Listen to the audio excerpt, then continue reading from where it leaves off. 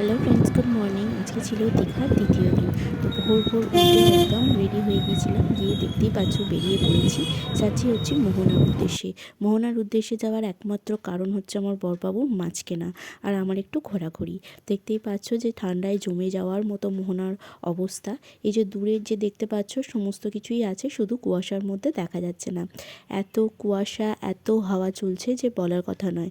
আর যারা তোমরা দীঘাতে গেছো তারা কম বেশি হয়তো সবাই জানো যে একদম মধ্যিখানে, সমুদ্রের মধ্যিখানে, মানে মধ্যিখান বলবো না, আরও অনেকটা বেশি ভিতর করে মানে একটা রাস্তা তৈরি হয়েছে।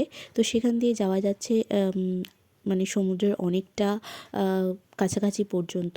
তো দেখতেই পাচ্ছ ঠান্ডার অবস্থা একদম খারাপ হয়ে গেছে। এই যে আমি থরথর করে কাঁপছি, এত হাওয়া চালাচ্ছে, মানে একদম মানে হাতগুলো মানে নাড়াতে পারছি না, এরকম অবস্থা হয়ে গেছে। এত এত ঠান্ডা।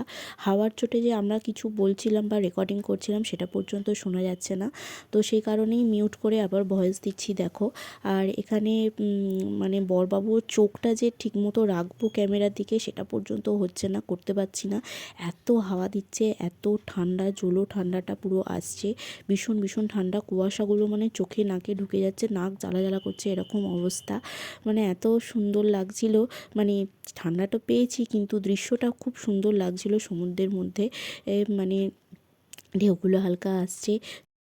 তো এখন এসছি হচ্ছে মোহনার একদম বালির এই পাশটা করে, দেখতেই পাচ্ছ। আর এ তো ঘোরাঘুরি করছে একদম মোহনার একদম নিচে যে বিচ সমুদ্রটা আছে সেইখানেই এসছি। এবার এখানে অনেক কিছু বিক্রি তো হচ্ছে, দেখি চা একটু খাবো, ভীষণ ঠান্ডা লাগছে। আর এখানে দেখো এ ঘোরাঘুরি করছে, এই যে পিছন দিকে আমার, এই যে এখানে সব বোটিংও করছে, কিন্তু বোটিং করবো না, আমরা একটু পরে বেরিয়ে যাবো।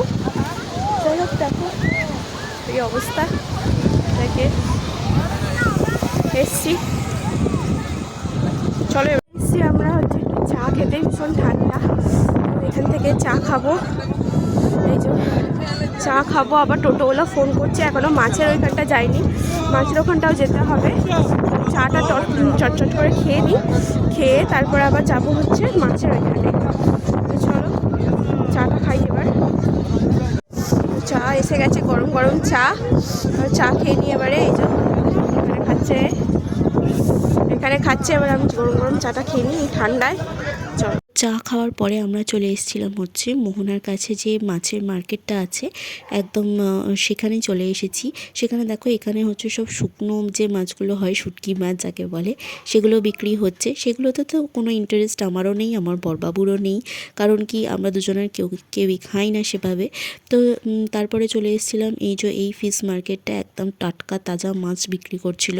আর আমার বরবাবু তো মাছ দেখলেই শুধু কিনে কিনে অবস্থা, কে খাবে তার ঠিক নেই। গেছি দুজনে মিলে, তাও কিনেছে হচ্ছে দুটো কাঁকড়া কিনেছে, একটা বড় চিংড়ি মাছ কিনেছে, একটা বড় পমফ্রেট মাছ কিনেছে।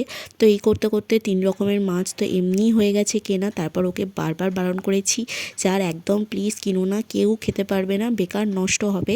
তো তবুও আমার কথাটা শুনেছে দেখো, তাও এরকম মানে লোভটা সামলাতে পারছে না, মানে খাবে কে সেটা ভাবনা চিন্তার কোনো বালাই নেই, মানে কিনতে পারলেই ও আর কি খুশি, এরকম একটা ব্যাপার।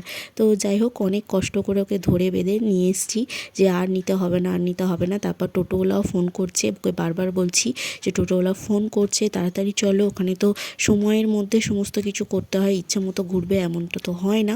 তো তারপরে এখানে সমস্ত কিছু ছাড়াতে দিয়ে, রান্না করতে দিয়ে তারপরে আমরা চলে এসেছিলাম একটু ব্রেকফাস্ট করতে।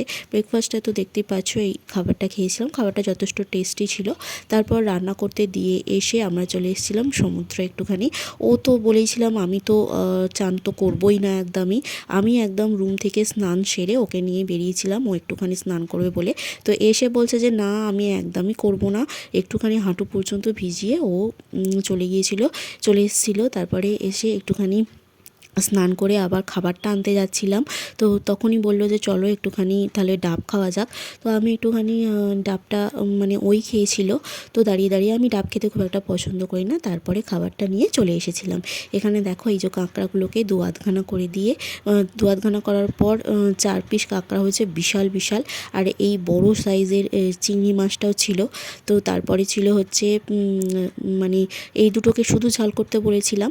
আর পমফ্রেট মাছটা যে ছিল ছিল এই যে এটাকে আলু দিয়ে ঝাল করতে বলেছিলাম, কারণ ভাতটাও খেতে হবে। তো সেই কারণে খাবার ভীষণ টেস্টি রান্না করেছিল যারা করেছিল।